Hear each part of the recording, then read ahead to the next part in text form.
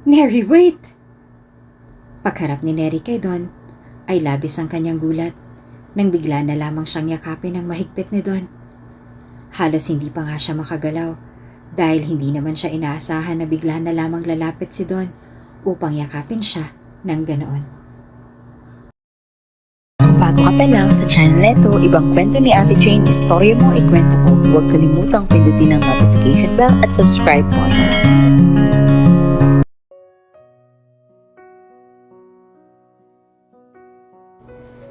Ang ikasumpong kabanata. Bagaman bakas ang labis na pagkagulat sa mukha ni Don, mas nanaig naman ang saya na kanyang nararamdaman nang dahil sa malawak na ngiting gumuhit sa kanyang mukha. Really? I'm gonna be a dad? Paniniguro ni Don na siyang ikinatango naman ni Luisa.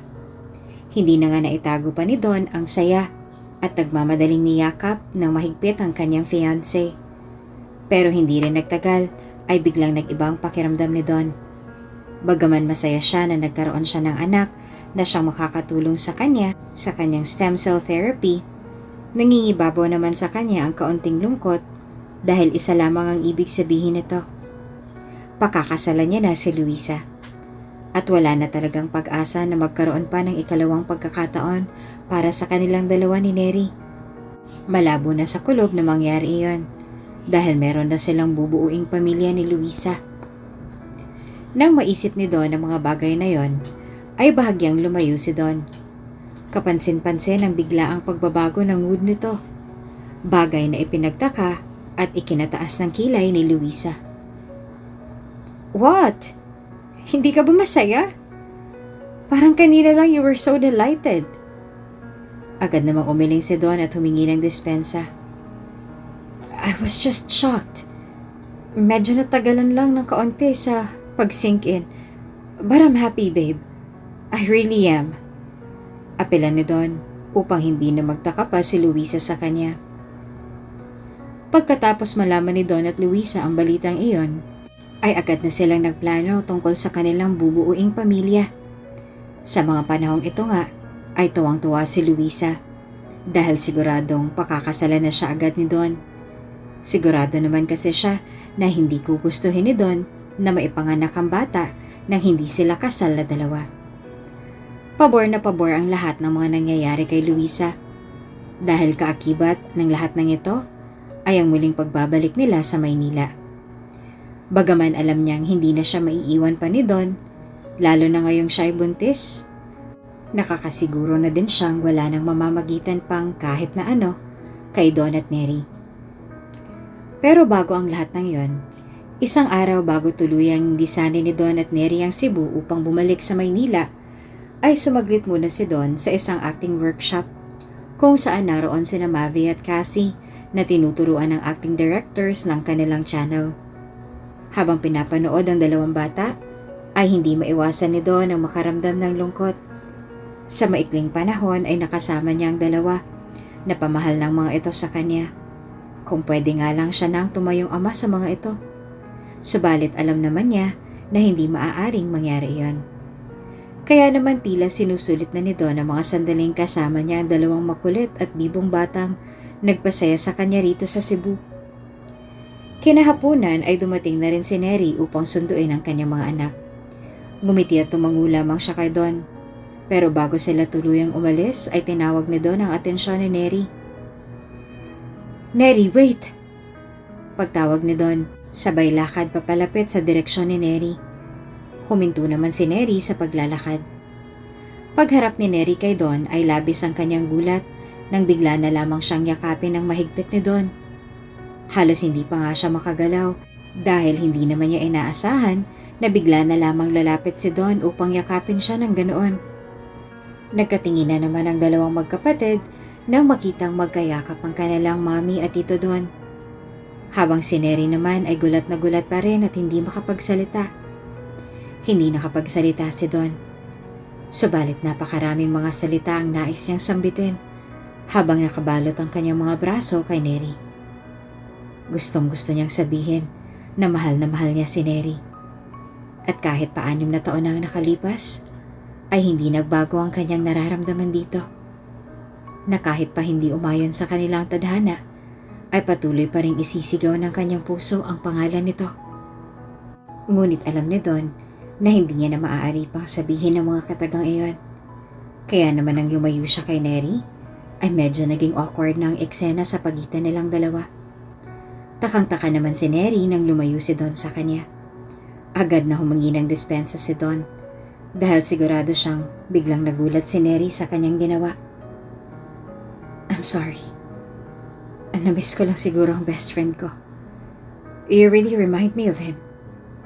Pagsisinungaling at katwiran na lamang ni Don. Napatango naman si Neri nang marinig iyon at bahagyang napangiti. Pero halos maging emosyonal siya nang marinig ang mga sunod na sinabi ni Don. Sigurado ako na kung buhay pa si Paul, he would be very proud of you, of the mother you have become. Sabi ni Don at saka taos-pusong umiti kay Neri. Hindi lamang masabi ni Don na iyon na ang pagpapaalam niya kay Neri. Sigurado naman kasi siya na hindi na muling magtatagpo ang landas nilang dalawa ni Neri sa oras na umalis na siya ng Cebu. At hindi rin naman niya masasabi rito na wala nang maaari pang mamagitan sa kanilang dalawa dahil nagdadalang tao na si Luisa. Pagkatapos ng pagtatagpong iyon, ay tila ba tulala at hindi maubusan ng iniisip si Neri. Tila ba napakaraming bumabagabag sa kanyang isip at para bang ang bigat-bigat ng kanyang pakiramdam. Kinabukasan ay lumupag na nga si Don at Luisa sa Maynila, kung saan isang magarbong party ang agad nilang inihanda upang i-announce ang kanilang mapapaagang kasal at ang pinakamagandang biyaya na darating sa kanila. Sa isang sosyal na hotel sa Makati, ginanap ang party at lahat ng mga elitista at mayayamang negosyante na kilala nila Don at Luisa ay imbitado roon. Nagtataka nga ang lahat dahil biglaan ang party at hindi nila alam kung ano bang iaanunsyo ng dalawa. Gayunpaman, grande pa rin ang lahat at todo postura pa rin ang mga bisita na tila ba handang-handa sa mga ganitong klaseng okasyon. I'm pretty sure they're getting married. Ganun naman lagi, diba? Sikat na ngayon yung mga surprise parties. Sana nga lang ayun na yun dahil ang tagal na nilang engaged. It's long overdue. Wika ng isa sa mga bisita na sinang-ayon na naman ng iba. O baka naman ibibida lang nila yung launch ng provincial channel nila. I heard they're making it big. Dagdag na sambit pa ng isa sa kanila. Sa kabila ng kasiyahang nagaganap, ay halatang balisa si Don at wala sa sarili. At halos si Luisa nga lamang ang umiti ng malawak nang i-anunsyo na nilang mapapaaga na ang kanilang kasal at siya nga ay buntis. Kapansin-pansin din na tila ba namayat si Don kahit ilang araw lang naman ang nakalipas mula nung malaman niyang balita. Inusisa na nga siya ng mga bisita dahil sa bigla ang pagbabago ng kanyang anyo. I'm just really tired, you know? Hindi rin biro yung launching ng channel namin. Stress na stress lang talaga lately. But still happy because of this new chapter of our lives. Kahit pag ganoon na naging sagot ni Don, walang ibang tumatakbo sa kanyang isip kundi ang pag-asang sana ay si Neri na lamang ang babaeng kasama niya sa party na ito. Na sana si Neri na lang ang kanyang pakakasalan at sila na lamang ang bubuo ng pamilya. Sa kabilang banda naman ay napanood ni Neri ang tungkol sa naganap na party sa balita. At nahagip din ng kamera doon ang kanyang mommy na masayang masaya para kay Don at Luisa. Habang nakatapat ang mga mata ni Neri sa TV, ay tila ba unti-unting dinudurog ang kanyang puso. Ito na yata marahil ang mabigat na bagay na kanyang dinaramdam kanina pa. Halos pinanghinaan ng loob si Neri. Kahit pa 6 na taon lang nakalipas, kailanman ay hindi naman nagbago ang kanyang pagtingin kay Don.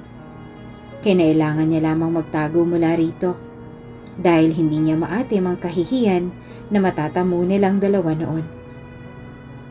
Subalit ngayon ay tila ba sobra-sobrang pagsisisi ni Neri. Kung hindi ba siya nagdalawang isip noon at ipinaglaban niya ang relasyon nilang dalawa ni Don, ay hindi hahantong sa ganito ang lahat.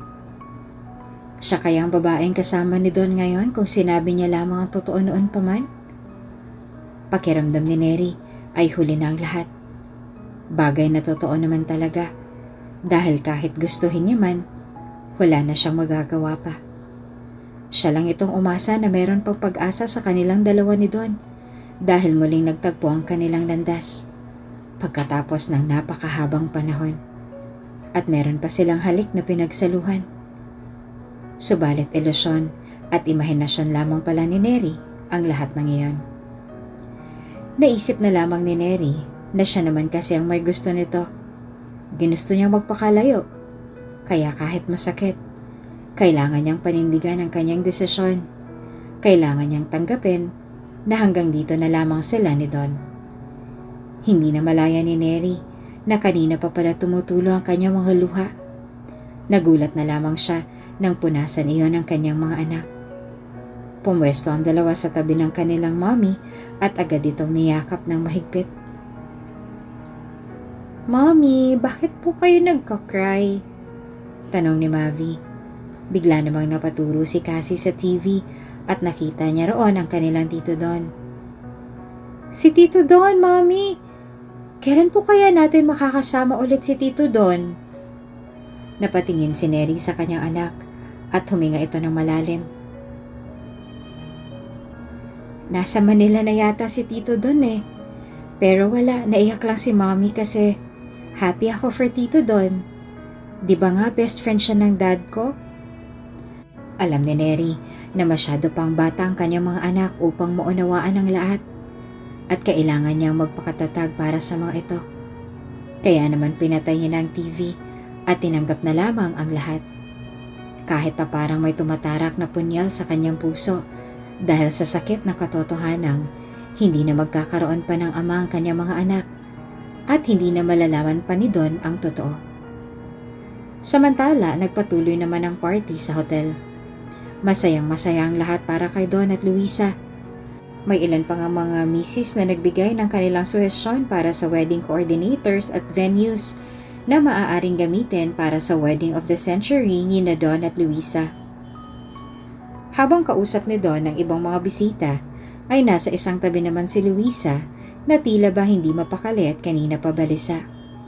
Tila ba meron siyang iniiwasan at kanina pa pinagtataguan. Merong isang lalaking negosyante na tahimik lamang na nakaupo at nagmamasid sa gilid. Umiinom ito ng alak at hindi nakikihalubilo sa ibang tao. Bagkos ay nakatuon lamang ang atensyon nito kay Luisa na tila ba nagtatago sa kanya. Dire-diretsong tinungga ng lalaki ang iniinom niyang alak at saka naglakad papalapit kay Luisa. Lalapit na sana si Luisa kay Don pero bago pa man siya makahakbang ay hinila na ng lalaki ang kanyang kamay at saka ito dinala sa labas ng hotel kung saan medyo madilim at walang kahit na sinong tao. "Ano ba?" reklamo ni Luisa nang mapagtanto niya kung sinong humila sa kanya na halos matigilan siya at hindi makapagsalita. "Ang galing mo namang artista. Akala ko may problema ka sa pagbubuntis. Tapos ngayon sasabihin mo na you're expecting?" Napangisi ang lalaki at nagpatuloy. "So, nabuo pa lang anak natin?" Hindi sumagot si Luisa at nagmamadaling tumalikod upang iwasan ng lalaki at bumalik na sa loob ng hotel. Natawa ang lalaki at saka hinawakan ng mahigpit sa braso si Luisa. "Bakit ka umiiwas? Is it because I'm right? That kid is mine, diba?" Halos manginig sa takot si Luisa. Kanina pa rin siya palingon-lingon sa kanyang paligid dahil baka may makarinig sa kanilang dalawa. Lumapit ang lalaki kay Luisa at saka ito binulungan sa tenga. "Kukunin kong batang yan. Once you give birth, ako ang ama, kaya ako ang nararapat na magkaroon ng karapatan." Sinubukan na magpumiglas ni Luisa mula sa pagkakahawak ng lalaki. Sisigaw na sana siya nang bigla niyang marinig ang mga yabag ng isa pang lalaki na lumabas ng hotel at nagtungo sa kanilang direksyon. "Is there a problem here?" Mariin at seryosong wika ni Don habang nakatingin kay Luisa at sa lalaking may hawak sa kanyang braso. At dito nagtatapos ang ating kabanata. Paano kaya pagtatakpan ni Luisa ang eksenang naabutang ito ni Don? Tunay nga bang nagdadalang tao si Luisa? Kung oo, sino nga kaya ang tunay na ama? Abangan sa susunod na kabanata. Bago ka pa lang sa channel neto, ibang kwento ni Ate Jane, istorya mo, ikwento ko. Huwag kalimutang pindutin ang notification bell at subscribe button.